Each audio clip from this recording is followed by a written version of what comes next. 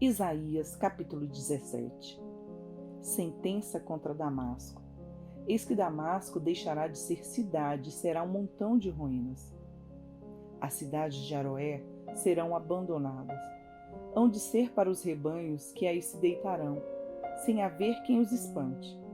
A fortaleza de Efraim desaparecerá, bem como o reino de Damasco, e o restante da Síria será como a glória dos filhos de Israel, diz o Senhor dos Exércitos. Naquele dia, a glória de Jacó será diminuída, e a gordura da sua carne desaparecerá. Será como quando o cefeiro ajunta o trigo, e com o braço colhe as espigas. Será como quem colhe espigas no vale dos Refaíns. Mas ainda ficarão algumas espigas, como no sacudir da oliveira, 2 ou 3 azeitonas na ponta do ramo mais alto, e 4 ou 5 nos ramos mais produtivos, diz o Senhor, o Deus de Israel. Naquele dia, as pessoas olharão para o seu Criador, e os seus olhos estarão voltados para os santos de Israel. Eles não olharão para os altares, obras de suas mãos, nem voltarão os olhos para quem os seus dedos fizeram, nem para os postes da deusa Será, nem para os altares do incenso. Naquele dia, as cidades que eles fortificaram ficarão como os lugares abandonados no bosque ou no alto das montanhas, os quais, no passado, foram abandonados diante da chegada dos filhos de Israel, e haverá desolação. Porque você esqueceu do Deus da sua salvação e não se lembrou da rocha da sua fortaleza. Ainda que você faça belas plantações e plante mudas de fora, e no dia em que você as plantar, as fizer crescer, e na manhã seguinte fizer florescer, ainda assim a colheita voará, no dia da tribulação e das dores incuráveis. Ai do bramido dos grandes povos, que bramam como bramam os mares, e do rugido das nações, que rugem como rugem as águas impetuosas. As nações rugem como as muitas águas, mas Deus as repreenderá, e fugirão para longe, serão afugentadas como a palha dos montes diante do vento, e como pó levado pelo tufão. Ao anoitecer, eis que há pavor, e antes de que amanheça, o dia já não existe. Este é o destino daqueles que nos despojam, e a sorte daqueles que nos saqueiam. Isaías capítulo 18. Ai da terra, onde há o roçar de muitas asas de insetos, que está além dos rios da Etiópia, que envia embaixadores por mar, em navios de papiro, sobre as águas. Vão, mensageiros velozes, a uma nação de homens altos e de pele lustrosa, a um povo que é temido, pelos de perto e de longe, a uma nação poderosa e esmagadora, cuja terra é dividida por rios. Todos vocês, habitantes do mundo, os moradores da terra, olhem bem quando a bandeira for levantada nos montes. Quando a trombeta soar, escutem. Porque o Senhor me disse, olhando da minha morada, estarei calmo como o ardor do sol resplandecente, como a nuvem do orvalho, no tempo quente da colheita. Porque antes da vindima, caída já a flor, e quando as uvas amadurecem, então podará os brotos com a foice e cortará os ramos que se estendem. Todos serão deixados para as aves dos montes e para os animais selvagens. Para eles, as aves de rapina passarão o verão, e todos os animais selvagens passarão o inverno sobre eles. Naquele tempo, será levado um presente ao Senhor dos Exércitos, por um povo de homens altos e de pele lustrosa, povo que é temido pelos de perto e de longe, por uma nação poderosa e esmagadora, cuja terra é dividida por rios. Esse presente será levado ao lugar do nome do Senhor dos Exércitos, ao Monte Sião. Isaías, capítulo 19. Sentença contra o Egito. Eis que o Senhor, cavalgando uma nuvem ligeira, vai indo para o Egito. Os ídolos do Egito estremecerão diante dele, e o coração dos egípcios se derreterá dentro deles. Porque farei com que os egípcios se levantem contra egípcios, e cada um lutará contra o seu irmão, e cada um contra o seu próximo, cidade contra cidade, reino contra reino. O espírito dos egípcios irá esmorecer dentro deles, e eu farei com que os planos deles fracassem. Eles consultarão os seus ídolos, encantadores, médiuns e feiticeiros. Entregarei os egípcios nas mãos de um senhor cruel, e um rei feroz os dominará. Diz o Senhor dos Exércitos: as águas do mar baixarão, e o rio Nilo se tornará seco e árido. Os canais exalarão mau cheiro, e os braços do Nilo diminuirão até secar. As canas e os juncos murcharão. A relva que está junto ao Nilo, junto às suas margens, e tudo que foi semeado junto dele secarão, serão levados pelo vento e desaparecerão. Os pescadores gemerão e lamentarão todos os que lançam anzóis no rio, e os que estendem rede sobre as águas desfalecerão. Os que trabalham em linho fino e os que tecem pano de algodão ficarão decepcionados. Os seus homens importantes serão esmagados, e todos que trabalham por salário andarão de alma entristecida. Na verdade, os príncipes de Zoan não têm juízo. Os sábios conselheiros de Faraó dão conselhos estúpidos.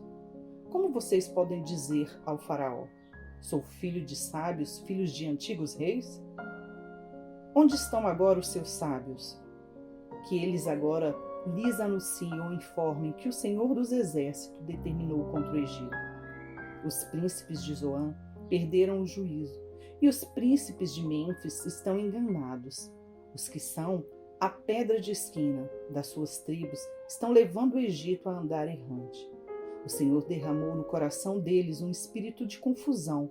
Eles fizeram o Egito andar errante em toda a sua obra, como o bêbado quando escorrega no seu próprio vômito.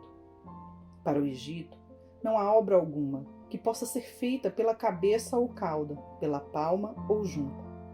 Naquele dia, os egípcios serão como mulheres. Ficarão tremendo de medo quando se levantar a mão do Senhor dos Exércitos, que ele agitará contra eles. A terra de Judá será um espanto para o Egito. Todo aquele que dela se lembrar ficará apavorado por causa da decisão que o Senhor dos Exércitos tomou contra eles. Naquele dia, haverá 5 cidades na terra do Egito que falarão a língua de Canaã e farão juramento ao Senhor dos Exércitos. Uma delas se chamará a Cidade do Sol. Naquele dia, o Senhor terá um altar no meio da terra do Egito, e na fronteira do país será levantada uma coluna em honra do Senhor. Servirá de sinal e de testemunho ao Senhor dos Exércitos na terra do Egito. Quando eles clamarem ao Senhor por causa dos opressores, ele lhes enviará um Salvador e defensor que os há de livrar. O Senhor se dará a conhecer ao Egito, e os egípcios conhecerão o Senhor naquele dia. Eles adorarão com sacrifícios e ofertas de cereais, e farão votos ao Senhor, e os cumprirão. O Senhor ferirá os egípcios. Ele os ferirá, mas depois os curará. Eles se converterão ao Senhor, e ele lhes atenderá às orações e os curará. Naquele dia, haverá uma estrada do Egito até a Síria. Os assírios irão ao Egito, e os egípcios irão à Síria. E os egípcios adorarão com os assírios. Naquele dia, Israel será o terceiro, como os egípcios e os assírios, uma bênção no meio da terra. O Senhor dos Exércitos os abençoará, dizendo: bendito seja o Egito, meu povo. Bendita seja a Síria, obra de minhas mãos. E bendito seja Israel, minha herança. Salmos 114. Quando Israel saiu do Egito, e a casa de Jacó, do meio de um povo de língua estranha, Judá se tornou o santuário do Senhor, e Israel o seu domínio. O mar viu isso e fugiu, o Jordão recuou. Os montes saltaram como carneiros e as colinas como cordeiros do rebanho. O que lhe aconteceu, ó mar, para que você fugisse assim? E você, Jordão, por que recuou? Montes, porque estão saltando como carneiros? E vocês, colinas, como cordeiros do rebanho? Trema, ó terra, na presença do Senhor, na presença do Deus de Jacó. Ele transformou a rocha em lençol de água e o rochedo em manancial. Primeira carta aos Tessalonicenses, capítulo 2, versículos 17 ao capítulo 3, versículos 13. E nós, irmãos, estando separados de vocês por breve tempo, ficando longe dos olhos, mas perto do coração, com muito mais empenho e com grande desejo, procuramos ir vê-los pessoalmente. Por isso, quisemos ir até vocês, pelo menos eu, Paulo, por mais de uma vez, porém, Satanás nos barrou o caminho. Pois quem é a nossa esperança, ou alegria, ou a coroa em que nos gloriamos na presença de nosso Senhor Jesus em sua vinda? Não é verdade que são vocês? Sim, vocês são realmente a nossa glória e a nossa alegria. Por isso, não podendo esperar mais, achamos por bem ficar sozinhos em Atenas e enviar o nosso irmão Timóteo, ministro de Deus no Evangelho de Cristo, para fortalecer e animá-los na fé, a fim de que ninguém se inquiete com essas tribulações, porque vocês mesmos sabem que fomos designados para isto. Pois, quando ainda estávamos com vocês, predissemos que íamos passar por aflições, o que de fato aconteceu e é do conhecimento de vocês. Foi por isso que, já não me sendo possível continuar esperando, mandei perguntar a respeito da fé que vocês têm, temendo que vocês fossem provados pelo tentador e o nosso trabalho se tornasse inútil.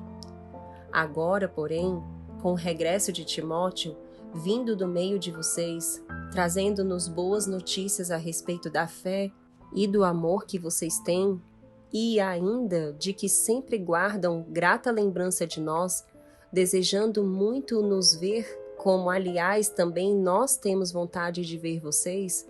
Sim, irmãos, por isso ficamos animados a respeito de vocês, pela fé que vocês têm, apesar de toda a nossa necessidade e tribulação.